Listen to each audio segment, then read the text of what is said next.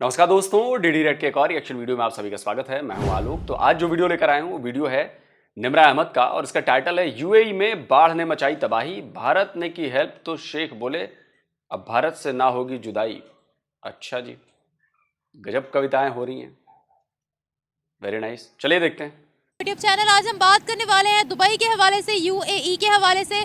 बहुत बुरा सैलाब आया है यूएई में। इस वक्त यूएई पूरा का पूरा डूबा पड़ा है, सड़कें डूबी पड़ी हैं, मॉल्स डूबे पड़े हैं, घर डूबे पड़े हैं, मल्टीनेशनल कंपनीज डूबी पड़ी हैं। दुबई को इस वक्त बहुत ज़्यादा मदद की ज़रूरत है।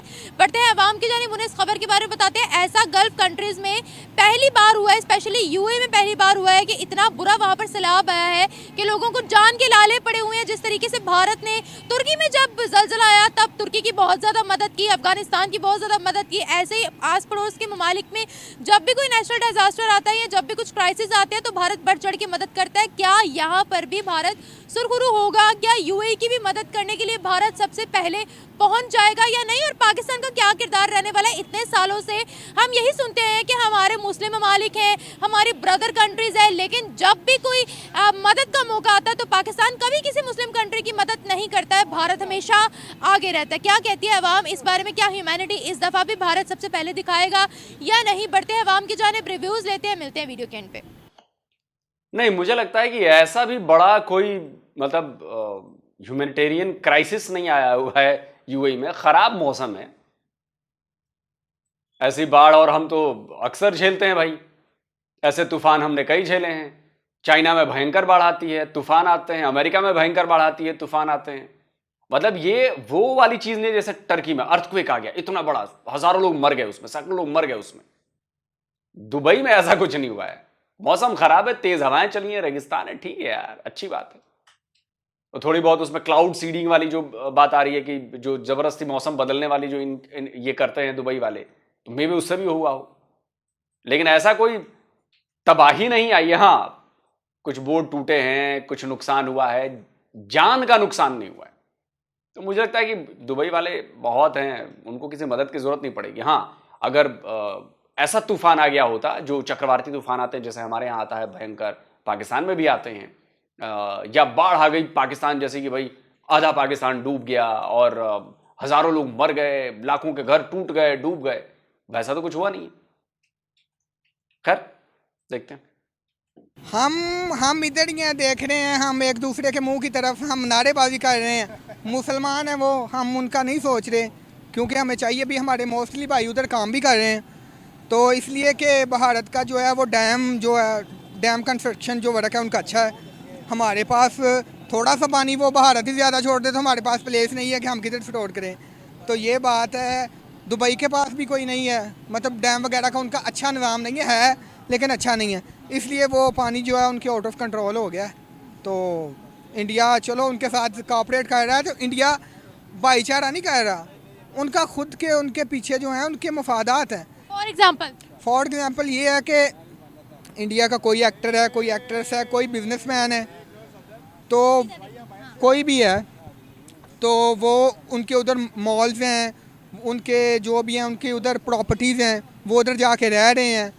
तो यानी पता क्या है, यहाँ दुबई को इंडियंस की ज़रूरत है। अगर आपने देखा हो, अमेरिका ने भी प्रायोरिटी वीज़ाज जो है वो इंडियंस के लिए सेट किए, तो ये कंट्रीज जो है वो खुद इंडियंस को बुलाती हैं अपनी कंट्री में। जी, मतलब इसकी मैं आपको एक बात बताता हूँ कि जैसे इंडिया मुस्लिम कंट्री नहीं है, सेकुलर कंट्री है, तो उधर जो है अरबिक है वो कंपलसरी बुक है।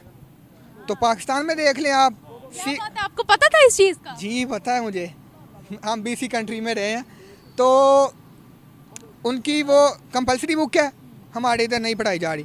उनको लिंग्विस्टिक्स सिखाई जा रही है अरबी की, हमारे इधर नहीं है। हमारे इंग्लिश पे फोकस करते हैं, अच्छी बात, लेकिन उधर इंग्लिश पे भी फोकस है, अरबिक पे भी है। तो इसलिए वो इंग्लिश वाले जो हैं वो अरेबिक पे फोकस है। मतलब चलो, जो मुस्लिम्स हैं वो अरेबिक पढ़ते हो, समझ में आता है, बाकी तो कोई नहीं पढ़ता भाई। और वहां पे लाखों हिंदू भी रहते हैं भाई दुबई में, वो अरेबिक हम नहीं जानते, अरेबिक पता नहीं। हाँ, इंग्लिश पे जोर दिया जाता है, ये बात है। इसलिए वो इंग्लिश वाले जो हैं वो कंट्रास्ट कर रहे हैं उधर यूएस की तरफ, यूरोप की तरफ, अमेरिका की तरफ, दूसरे जो इंग्लिश कंट्रीज़ हैं उनकी तरफ। और जो अरबिक जो अच्छा जानते हैं वो गल्फ़ कंट्रीज़ की तरफ मूव कर रहे हैं। और ये बड़ी बात उनमें ये है कि उधर जो भी बड़े अदारे हैं या उनकी जो, जैसे सऊदीया की रामको है, सबसे बड़ा उनका यूनिट है, तो उधर जो जीएम है ना, वो आप शॉक हो जाएंगे सुन के कि वो इंडिया का है। क्या बात है, मैं शॉक नहीं हुई, क्योंकि इन कंट्रीज में बड़े बड़े ओहदों पर इंडियंस ही बैठे हुए हैं और प्रायोरिटी पर बुलाया जाता है। जी, इंडियंस को हमेशा प्रायोरिटी इसलिए दी जा रही है कि वो टेक्नोलॉजी में आगे हैं, वो आईटी में हमसे आगे हैं। उनका रेलवे सिस्टम आप कंपेयर टू अस कर लें तो वो भी बेटर था अस। हमारे पास तो वो ही है 1800 वाला अंग्रेज़ जो बना के दे। बना के देंगे। जी बिल्कुल वो ही है। हम तो इतना भी नहीं कर सके कि वो ट्रेन्स का जो है वो ही हम चेंज कर सकें। पटरी बदल देते हैं। पटरी किधर से बदलेंगे, हमारे पास कुछ है ही नहीं है, हम बेकारी कौम है। क्या बात कर रहे हैं। अगर हमारे पीएम साहब बाहर जाके कह सकते हैं तो हमें जी। अच्छा, मुझे यहाँ पर एक बात बताएं, ह्यूमैनिटेरियन बेसिस पे अगर हम हेल्प की बात करते हैं, पाकिस्तान कितने नंबर लगवा रहा है और इंडिया कितने लगवा रहा है? जी, ह्यूमैनिटेरियंस की आप बात कर रहे हैं तो जारी बात है, अगर किसी के पास कुछ होगा तो वो फिर ही किसी को कहेगा ना कि ये मैं आपकी मदद कर रहा हूँ। तो हम तो खुद आप देख रहे हैं कि हमारे मुल्क के हालात कैसे हैं। तो वो कहते हैं दे दो हमें भाई, $1 मिलियन ही दे दो, तकरीबन दे दो बस। तो इंडिया जो है वो फाइनेंशियली हमसे बहुत ज़्यादा स्ट्रॉन्ग है, बेसिकली ये रीज़न है। दूसरा ये है कि उनके खुद के बहुत ज़्यादा मफादात हैं उधर, तो यही ज़्यादातर यही रीज़न है कि वो फाइनेंशियली स्ट्रॉन्ग है। दूसरे तो आप भी अपने मफादात क्यों नहीं बना लेते? मफादात ना हुआ कोई मवाद टाइप की चीज़ हो गई, बना लीजिए आप भी अपना मफादात। किसने रोका है? किसने आपके पैरों में जंजीर डाल दी है कि मफादात नहीं बना सकते? आप बना लो भाई। देखें जी, बात तो आप जो भी कर रहे हैं ये तो सारे अल्लाह ताला के वो हैं, हमारे बस में तो कोई बात नहीं है कि अगर उस पर सैलाब आए या आप कोई आफत आई है तो वो अल्लाह ताला की तरफ से है। जो चीज़ें अल्लाह ताला की तरफ से होती हैं वो इंसान के काबू में नहीं होती, और जो अल्लाह ताला करता है वो इंसान के अमल देख के करता है, उसके किरदार देख के करता है। अगर दुबई पे ऐसा कुछ हो रहा है तो आपने अभी चंद दिनों पहले खबर सुनी होगी कि दुबई ने मंदिर बनवाया है। चलो, मुझे पता लग ही रहा था कि ये बात आएगी ही आएगी। लाजिमी बात है, जो बात हकाइक पे मबनी हो। एक मुस्लिम ममालिक जहाँ नबी पाक सल्लल्लाहु अलैहि वसल्लम ने अपने बुतों को खुद हाथों से तोड़ा हो, वहाँ के लोग मंदिर बना के तामीर करवा रहे हैं, तो उस जिस इलाके से, जिस खित्ते से दीन। दुबई की बात हो रही है। देखें जी, दुबई हो, सऊदीया हो, ये सारी कंट्रियाँ एक रियासत का हिस्सा हैं। आप जिसको बोल रहे हैं हम उनसे कर्जे मांगते हैं भाई, हम वहाँ जॉब्स करने जाते हैं, वो फिर इतना ज़्यादा स्ट्रॉन्ग है। आप कह रहे हैं उन पे अल्लाह का अजाब नाजिल हो रहा है भाई, आज वो इतने ज़्यादा स्ट्रॉन्ग हैं, अपनी टूरिज्म से इतना वो पैसा कमा रहे हैं, तेल बेच बेच के इतना पैसा कमा रहे हैं। आप कभी दुबई जाए, आपको वो बड़ी बड़ी बिल्डिंग्स और इतनी टेक्नोलॉजी, मल्टीनेशनल कंपनीज आपको नजर आएंगी।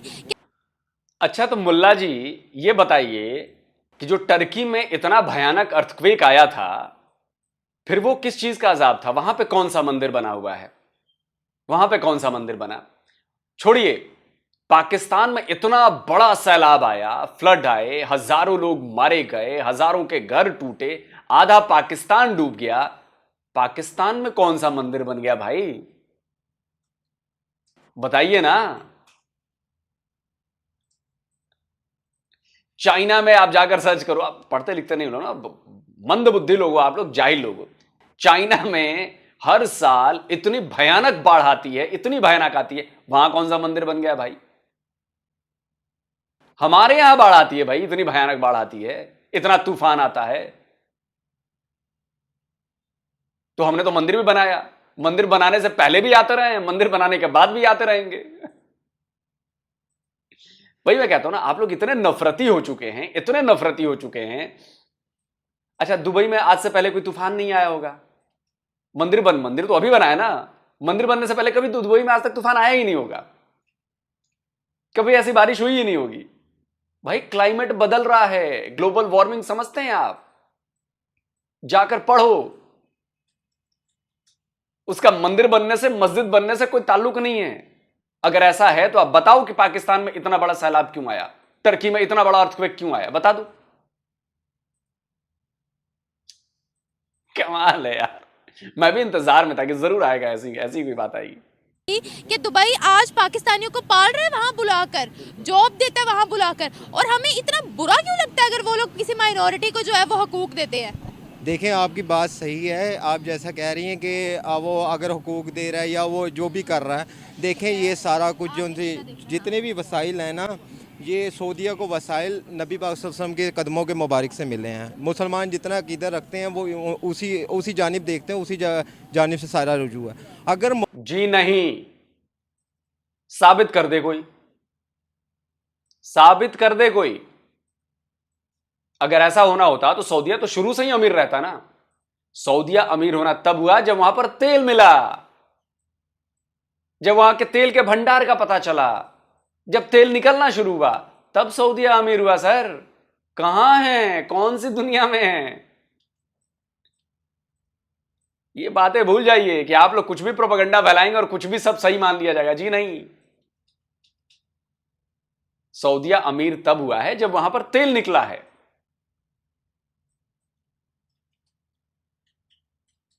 वरना आज से 80-90 साल 100 साल पहले काबा की हालत बता दो, फोटो है कि नहीं है? फोटो है ना,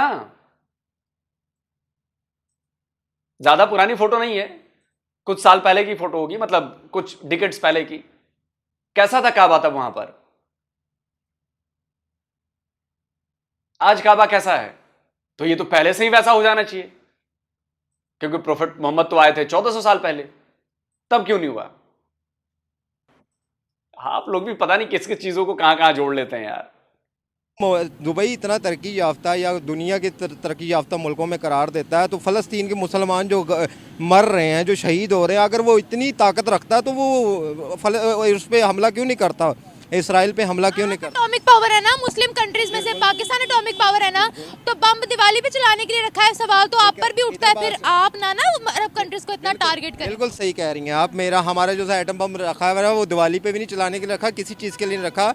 वो हमने सिर्फ चोरों और लटेरों के लिए रखा हुआ है। हमने सिर्फ धमकियों के लिए रखा। मैं सॉरी टू से, चोरों और लटेरों के लिए रखा। अगर हमारे हुक्मरान चोर लुटेरे ना हो तो ईरान ने जिस तरह हमला किया वैसे हमला हम भी कर सकते हैं। बात बताऊं, ये हमारी गलत फहमी है कि ईरान ने फलस्तीन के लिए हमला किया। ईरान ने फलस्तीन के लिए हमला नहीं किया, ईरान ने फलस्तीन के लिए नहीं किया। बात बिल्कुल सही है कि ईरान पे हमला हुआ तो ईरान ने हमला किया, लेकिन मुझे ये बताएं कि पूरी दुनिया में मुस्लिम ममालिक में एटम बम किसके पास है? हमारे पास है। इकोनॉमी किसके पास है? एटम बम हमारे पास है, तो फिर फर्ज किसका बनता था एटम बम चलाने का? एक बात मुझे बताएं, एटम बम हर बंदा बोलता है। एटम बम तो बना लिया है, मईशत तो ढेर हुई पड़ी है। देखें जी, मैं रोजगार कमाने वाला बंदा हूँ। ना पाकिस्तान, ना आपके अब्बा, ना आपके आर्मी चीफ, ना आपके पीएम, ना कोई एक पाकिस्तानी, उसके औकात नहीं है, उसमें दम नहीं है कि एटम बम का नाम लेके चलाने के लिए, बात छोड़ो, मिसाइल घुमा दे इजराइल की तरफ, दम नहीं है। अरे एटम बम चलाना तो छोड़ो सर, बाकी दुनिया के देशों में जहां जो नॉन मुस्लिम देश भी हैं, वहां भी आपके देश से ज्यादा प्रोटेस्ट हुए हैं फिलिस्तीन के सपोर्ट में। आप तो इस्लामिक कंट्री होते हुए भी नहीं हुए। ये मैं नहीं कहता, ये आपके शब्बर ज़ैदी कह रहे हैं। सुनिए, हम तो इतने शरीफ मुल्क हैं कि अगर आप सारी दुनिया में सबसे कम मुजाहरे गजा के ऊपर इस्लामाबाद में हुए हैं। लाहौर में तो शायद कोई मुजाहरा भी नहीं हुआ। भाई हम तो इतने पक्के गुलाम हैं कि हमारी गुलामी में तो शक होना नहीं चाहिए लोगों को। हमारी गुलामी तो बिल्कुल सॉलिड है। आप बता दें, गजा के ऊपर सबसे कम अगर कोई मुजाहरा हुआ है, सबसे कम लोग जो आए हैं कहीं पे, वो पाकिस्तानी हैं। क्यों? ऐसा क्यों है बताइए? सोचें आपके भी ऐसा क्यों है? हमारी तो जड़ों में, हमारे खून के अंदर तक गुलामी बैठ गई है जाकर। क्या वजह है आपके ख्याल में? सर आप वजह बताएं। आपके ख्याल में इसलिए नहीं करते कि अमेरिका नाराज हो जाएगा? यस, हम मुनाफिक हैं, अपेरेंट मुनाफिक हैं। हम फ़लस्तीनियों का साथ सिर्फ अपने फ़ायदे के लिए दे रहे हैं। हमारा कोई जज्बात नहीं उनके साथ, हमारा जज्बात के साथ नहीं मिला हुआ। पब्लिक क्यों नहीं सड़क पर आती? पब्लिक डिमॉन्स्ट्रेट क्यों नहीं करती? बताएं ना, कोई डिमॉन्स्ट्रेशन नजर आई? अच्छा, तो उसको छोड़ दें, मीडिया ने क्या किया? सबसे कम डिमॉन्स्ट्रेशन जो हो रही है इस वक्त गजा के बारे में पाकिस्तान में हो रही है। क्यों? आखिर ऐसी क्या वजह है? इसकी वजह ये है कि ये मुनाफिकत हमारे जिसमें सरायत कर गई है। मुनाफिकत है ये मुनाफिकत। आगे बताएं, सोचे ना, हम इस्लाम का खिला हैं, हम ये हैं वो हैं। तो दोगले पाकिस्तानियों, बुरा लग रहा होगा सुनने में, लेकिन सुनना पड़ेगा तुम्हें। दोगले पाकिस्तानियों, पहले अपना घर ठीक करो, पहले अपनी शुरुआत करो, फिर बाकी किसी को कहना कि उसने दुबई ने क्यों अटैक नहीं किया, सऊदीया ने क्यों अटैक नहीं किया। तुम करके दिखाओ। छोड़ो ना, काहे दुबई और सऊदीया पर जाते हो, तुम करके अटैक दिखाओ। तुम तो इकलौते वाहिद मुल्क हो जिसके पास एटॉमिक पावर है, करके दिखाओ। तुम एटम बम छोड़ो, एक गोली फायर करके दिखा दो जाके वहां पर।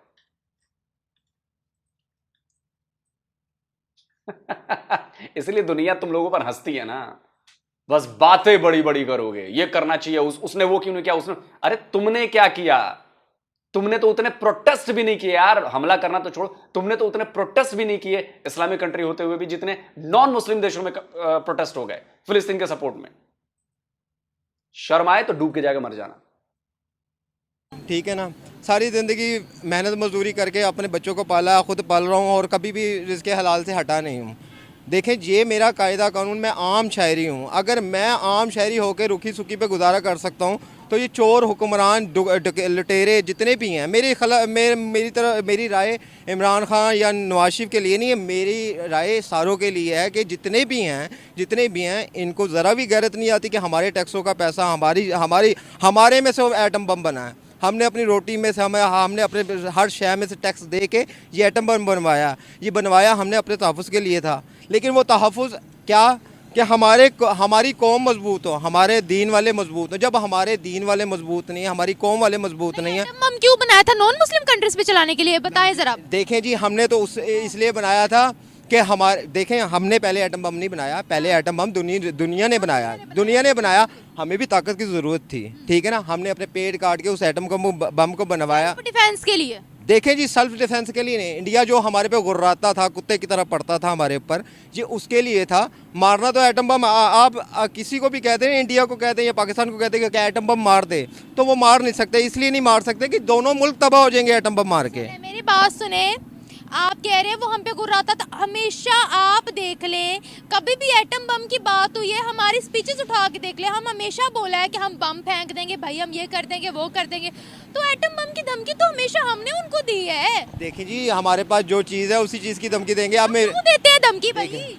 लाजमी के इधर बात सुने, आप चाहती हैं कि आप अगर एटम बम की धमकी देते हैं तो उनके पास भी एटम बम है, उनके पास बड़ा मुल्क है। मुझे एक समझाएं बात, इंसानियत क्या चीज़ है? तो बहुत बड़ी चीज़ है, बहुत बड़ी चीज़ है ना, मजहबों से भी आला चीज़ है। एटम बम चलाने की बात करने वाले इंसानियत की बात करने लगे। ये देख रहे हैं पाकिस्तानियों का दोगलापन।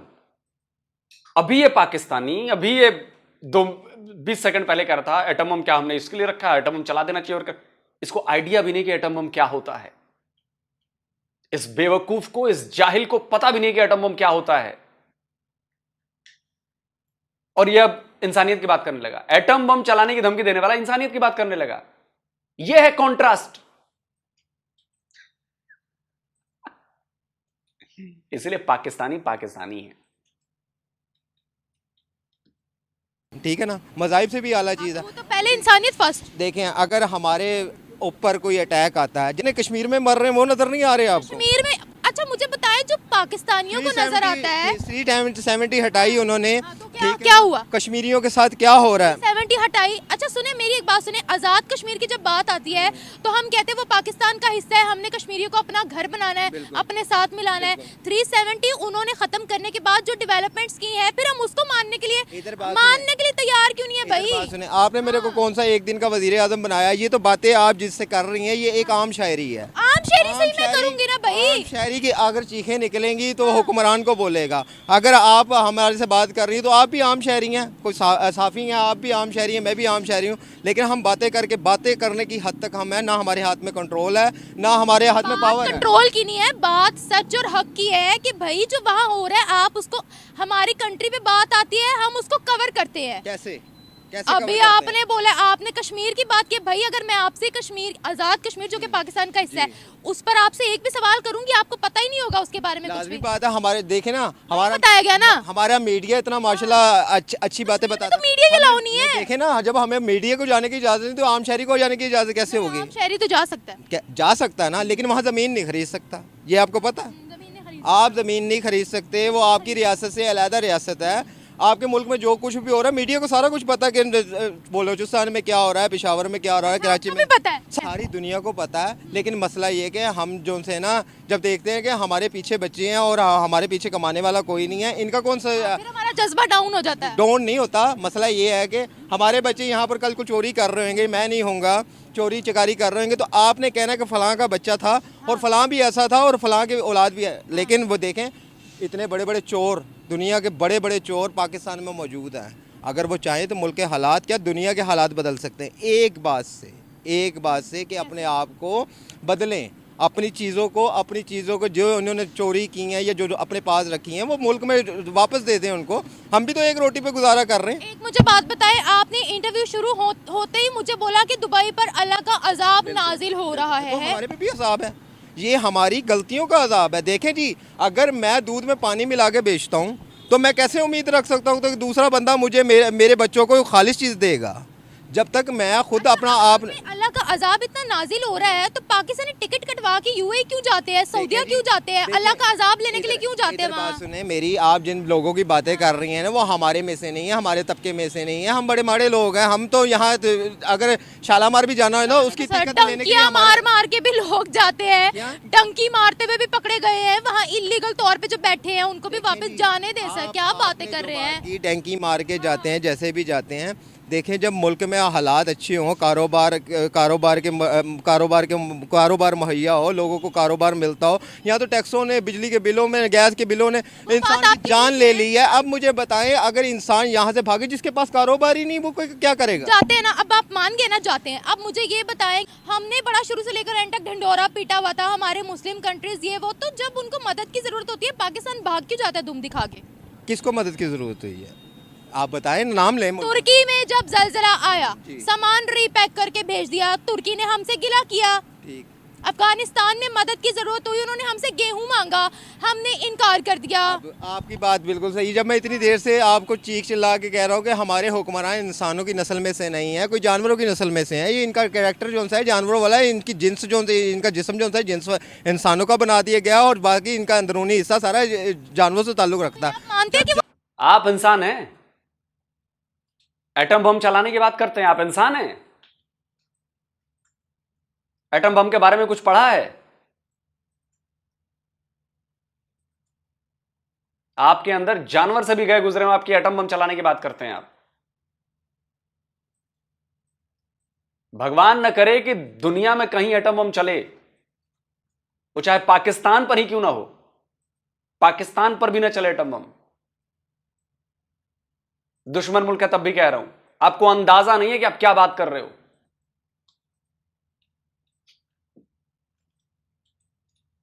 ये जो मेंटालिटी है ना पाकिस्तानियों की, कोई नहीं समझा सकता। निमरा, आप कितना भी समझा देंगी, कितनी भी लॉजिकल बातें कर देंगी, समझना नहीं है इन्हें। इनको एक ही चीज आती है, बस लड़ना है, भिड़ना है, मार देना है, फट जाना है, उड़ जाना है। कोई पढ़ाई की बात नहीं करेगा, कोई यूनिवर्सिटी की बात नहीं करेगा, कोई कॉलेज की बात नहीं करेगा, कोई रिसर्च सेंटर्स की बात नहीं करेगा, कोई रोजगार की बात नहीं करेगा, कोई फैक्ट्रीज की बात नहीं करेगा, कोई इनोवेशन की बात नहीं करेगा।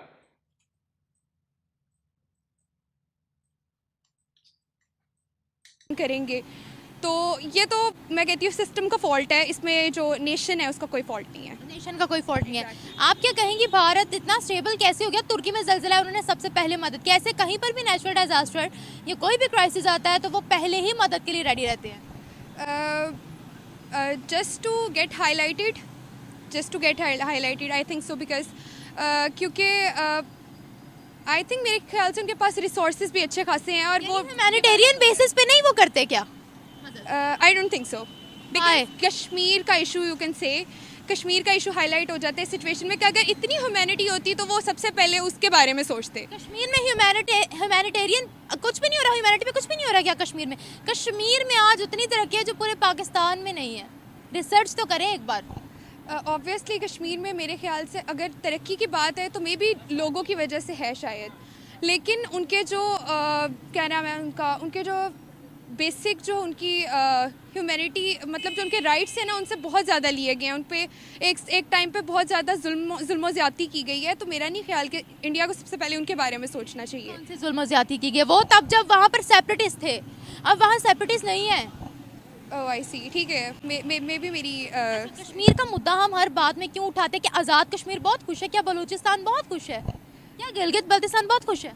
एग्जैक्टली पॉइंट तो बिल्कुल वैलिड है आपका, लेकिन बात यही आ जाती है कि हमारे जो पॉलिटिशियंस हैं, हमारे जो हुक्मरान हैं, वो ही इस चीज़ को लेके नहीं चल रहे, क्योंकि अब पूरी एक लीडर ही लेके चलता है ना पूरी नेशन को, तो ये दूसरा तीसरा बंदा कोई नहीं आके कुछ कर सकता अनटिल और अनलेस हमारे जो पॉलिटिशियंस हैं उनके दिमाग में अल्लाह ताला डाल दे, या उनके दिल में कोई इस तरह की चीज़ आ जाए कि उन्हें पता हो कि हमें कब कब ह्यूमैनिटी के लिए आवाज़ उठानी है, कब कब उनकी हेल्प के लिए निकलना है। क्योंकि वही बात आ जाती है ना कि अल्लाह ताला ने इंसान को किस लिए पैदा किया है, सिर्फ दूसरे इंसान के एहसास के लिए। यही बात आ जाती है। बातों बातों में आप लोग इतनी बड़ी बड़ी बातें कर देते हैं, लेकिन ग्राउंड पर रियलिटी दिखती नहीं है। जो आप बात करते हैं ना, उसका प्रतिबिंब दिखता नहीं है, वैसा कुछ होता हुआ नजर नहीं आता ग्राउंड पर। क्योंकि आप लोग हैं एक नंबर के बेईमान आदमी। आप लोगों को अपने फायदे के हिसाब से चीज देखनी है, और दूसरे में लग रहा है कि नहीं यार इसमें तो उसका एजेंडा चलने लगेगा, उसकी बातें सच हो जाएंगी, तो मुझे करना ही नहीं है। ठीक है जी, कश्मीर में हम कुछ नहीं कर रहे, कश्मीर में हम जुल्म सितम कर रहे हैं, तो इसकी जवाबदेही तो कश्मीरी तय करेंगे ना, आप तो नहीं तय करेंगे ना, या पाकिस्तान के लोग तो तय नहीं करेंगे ना। अब मैं यहां से कितना भी बलूचिस्तान बलूचिस्तान करता रहूं, तय तो बलूचिस्तान के लोगों को करना है। जो एक्शन लेना है वो बलूचिस्तान के लोगों को लेना है, उनको जो समझ में आ रहा है वो बलूचिस्तान के लोग कर रहे हैं, और उसका असर भी आप लोगों पर दिख रहा है। आप लोगों को खबरें तो मिलती होंगी ना कि बलूचिस्तान में क्या हो रहा है कि नहीं। वैसे ही जो कश्मीर में लोग हैं वो हमारी जिम्मेदारी है, वो खुद बोलेंगे खुद करेंगे। आपसे अपना देश तो संभल नहीं रहा, आप कहते हैं आजाद कर दो आजाद कर दो कश्मीर को। 76 ईयर्स हो गए ईमानदारी से कोई भी जो सुन रहा हो मुझे पाकिस्तानी, ईमानदारी से अपने आप को ये जवाब दीजिएगा जो सवाल पूछ रहा हूं मैं। 76 ईयर्स में आपने आजाद होकर क्या अचीव कर लिया? अलग होकर आप आजाद कहते हैं ना अपने आप को कि हम आजादी ले ली हमने भारत से, हिंदुओं से, आपने क्या अचीव किया? आईसीयू में पड़ी हुई इकॉनमी, आटे की लाइनों में खड़े हुए बेचारे गरीब, महंगाई से तड़पती आवाम, एक एक रुपए के लिए भागता दौड़ता बेचारा एक आम पाकिस्तानी, अपने बच्चों को 2 वक्त की रोटी न खिला पाने वाला पाकिस्तानी जो अपने घर परिवार बच्चों के साथ मर जाता है, जान दे देता है अपनी, यह अचीव किया आपने। और अब बात करते हो कि जी इनकी आजादी उनकी आजादी। सर्वाइव कैसे करेंगे आप जब आप सर्वाइव नहीं कर पाए 76 ईयर्स में? आप कश्मीर को कहते हैं कश्मीर को आजाद कर दो सर्वाइव हो जाएगा? सोचिए कभी, आपसे बड़ा दुश्मन कश्मीरियों का कोई नहीं है, पाकिस्तानियों से बड़ा दुश्मन कश्मीरियों का कोई नहीं है। कश्मीरियों को तो पता भी नहीं है बेचारों को कि उनके नाम पर अरबों डॉलर के फंड्स आप लोग खा गए, भीख मांगते हैं आप उन्हीं कश्मीरियों के नाम पर और अपनी जेबें भरते हैं। उन बेचारे कश्मीरियों को तो पता भी नहीं है कि उनके नाम पर क्या क्या चीजें आप लोग मांग लेते हैं। और रही बात दुबई में मौसम की प्रॉब्लम की, तो मौसम की प्रॉब्लम तो मौसम है भाई। तूफान दुनिया में हर जगह आते हैं, बारिश इतनी तेज दुनिया में, भारत में इतनी तेज तेज बारिश होती है, इतने भयंकर तूफान आते हैं, हर बार अलर्ट जारी होता है। पाकिस्तान में सैलाब आता है, टर्की में अर्थक्वेक आता है, कहां नहीं आता है भाई। लेकिन उसको इससे जोड़ देना, वो मंदिर बना है ना, मंदिर, तो हम लोग सुन के बस हंसते हैं कि आप लोगों को रेडिकलाइज करना कितना आसान काम है।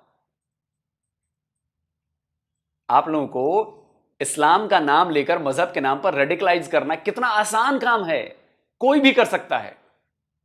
कल को मैं भी फर्जी नाम लेकर 2-4 लोगों को पाकिस्तान में फोन करूंगा इधर उधर से और रेडिकलाइज कर दूंगा, वो कुछ भी कर देंगे इस्लाम के नाम पर। सोचेंगे नहीं कि क्या ये जो बात बंदा कह रहा है वो सही है या गलत है, क्या ये लॉजिकल है या इलॉजिकल है। चलिए भाई, कमेंट करके आप बताएं। जल्दी मिलता हूं एक और नए वीडियो के साथ। नमस्कार, जय हिंद।